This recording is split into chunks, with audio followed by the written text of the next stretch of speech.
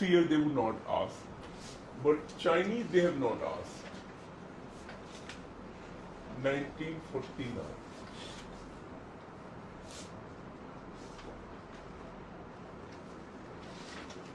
China in 19th century.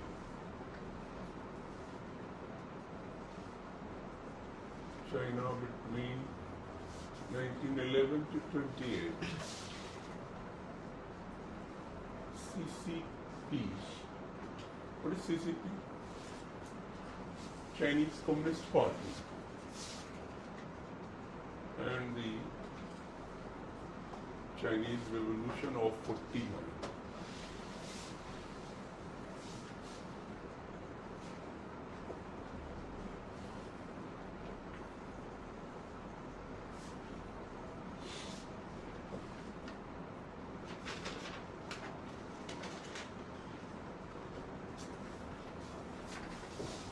Second World War, causes and consequences. Consequences could be political, it could be economic, it could be social. Okay, here political consequences are more and far significant than the other significance. Okay.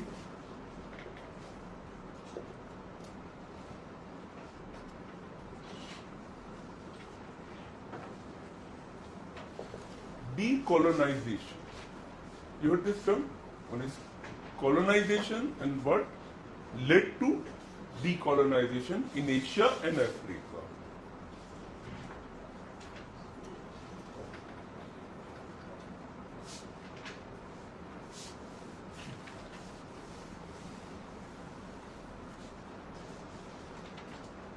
You heard Cold War?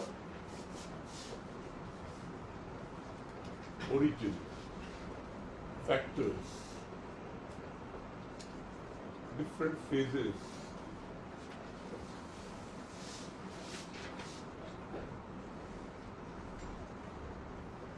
and consequences,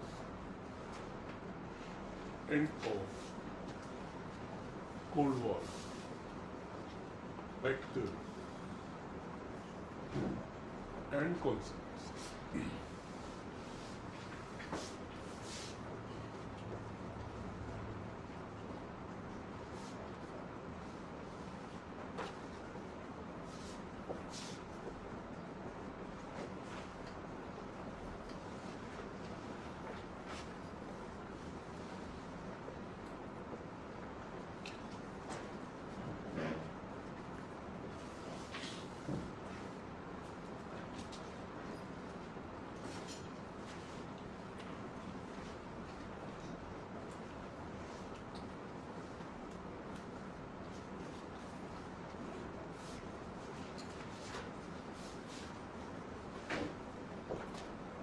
Okay, so these are the topics. If you prepare, many more topics would come automatically inside, which may not be visible right now. Okay? What are the sources? From where to get it? 15. Apartheid in South Africa. You heard it? And till Nelson Mandela. And how it originated, what happened in apartheid regime, and finally how this apartheid regime ended. What should be a source?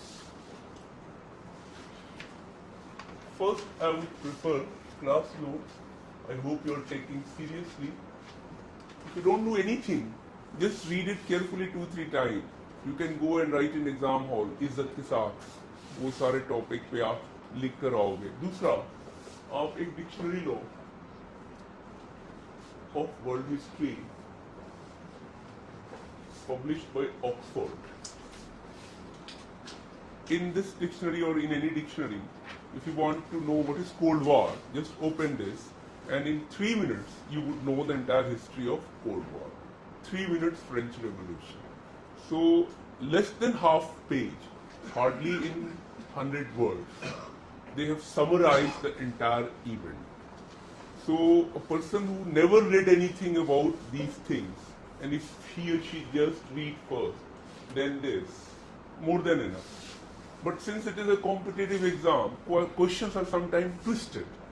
So to make sure that you don't miss it, number one, And number two, that you should get somewhere between 5 to 7 per question out of 10.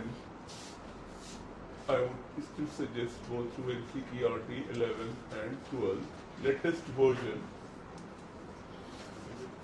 Okay? Options are many. I can suggest Arjun Dev book, old version also, but that is a very general survey, only helps those who have already studied all this. You all are novice, perhaps reading first time all these after 10th standard. So I would not suggest you to go more than these. Okay? More than enough this is. Though there is one more book for 20th century. The book has not covered 19th century, and that is Idea of World History. This is by Norman Louis. But this is for those who insist कि चलो सब पढ़ लिया है, थोड़ा सा और एक value added के लिए कर ले. Facts, concepts, and most of the things which is required for your IAS exam would be covered by the very first two things, that is class notes and dictionary. Are you getting?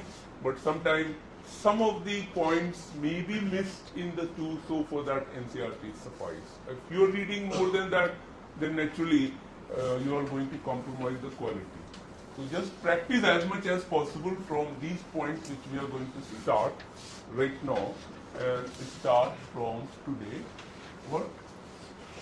Industrial Revolution. Okay? First is, what do you mean by revolution in this field? How do you define it in 1 to 2 lines? Secondly, what were the factors, or why in England first? Keep this point that I have to write in minimum 100 words and not more than 200 words. Okay? Who can define this quickly? Industrial Revolution. Let me put in this way. Modern inventions and discoveries were responsible for Industrial Revolution. Is this a right sentence? Are you getting my question? Because they would twist question like that, comment, they would give a statement and they would ask from you, you agree or you do not agree. Like they asked last year that the American Revolution was more for equality. You got this point? They asked already once question that the technological changes brought Industrial Revolution. You got it? So they would give some comments and they would ask whether you agree or not. So if you understood, then only you can answer such kind of question. But point you have to understand that this helped, but this is not the mover and shaker for Industrial Revolution. What is the real reason and factors behind this? When you know that Industrial Revolution means a mass production, right? With the use of modern machines and tools. But why they produced en masse? To sell en masse. Why they sold en masse? To earn profit. So the real mover and shaker was to maximize profit. They had to produce en masse. To produce en masse, they had to invent and discover. Necessity is mother of all inventions and discoveries. It was not like the technological revolution brought Industrial Revolution, but it was a requirement of producing en masse, forced them to invent, forced them to go for new islands, new country, new market. This is what the complete opposite thing which you have to understand. Is that clear now? And this itself is rooted in another interesting thought that ये जिंदगी ना मिलेगी दोबारा. This life, are you getting? Is important. This started with a concept called humanism, which is a byproduct of famous Renaissance movement in Europe, starting from 14th, 15th century. Are you getting this chain? So medieval time, Europeans or large number of people believed life after death more important. But after Renaissance, they started believing that this man is important. This world is important.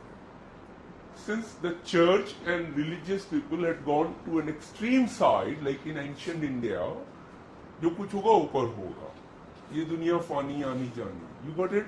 So what happened? There was a tendency of surrendering or escapism, what is called. So in Europe, once this idea came, there is a long history. We have not to go in that history. Cut it short to the 2-3 key points. That 14th, 15th century, some people call Renaissance, some people call cultural change.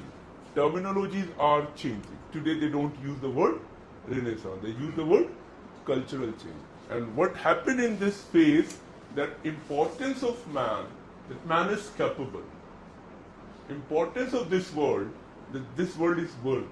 This is meant to live. This is what I said, ye zindagi na milegi dobara, is a concept that you have to cherish this life, you have to make this life happy and beautiful.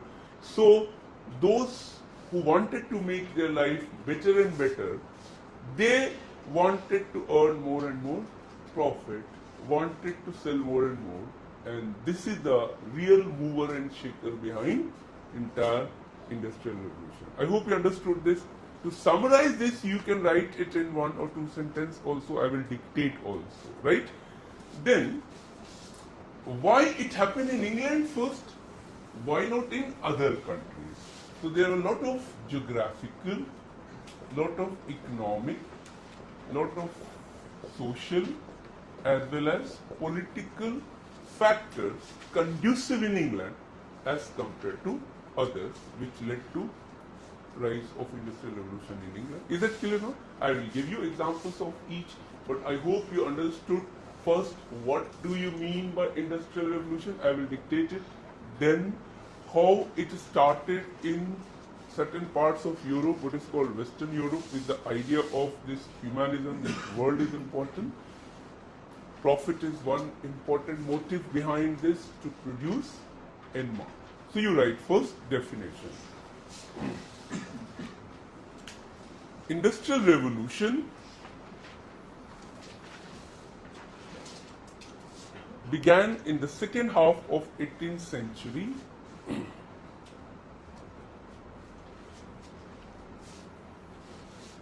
firstly in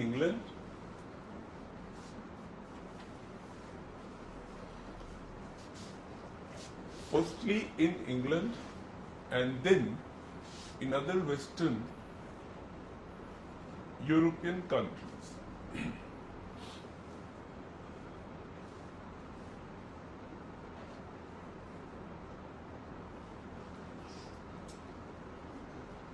Production and mass.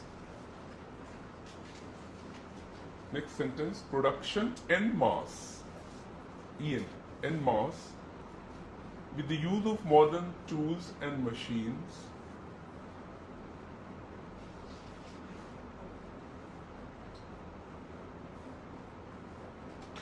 is called industrial revolution.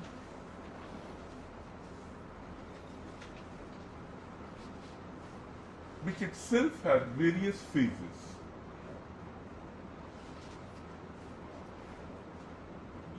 Itself has various phases. Like you are today in IT revolution phase.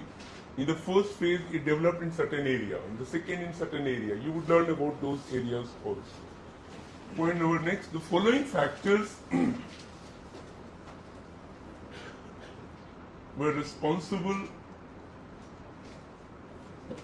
for Industrial Revolution in England,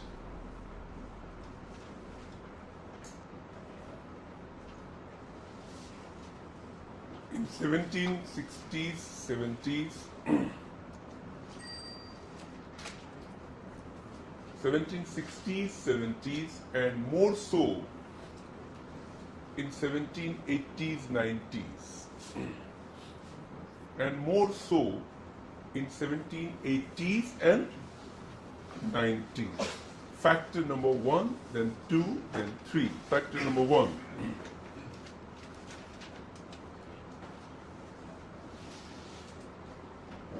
After some big cultural change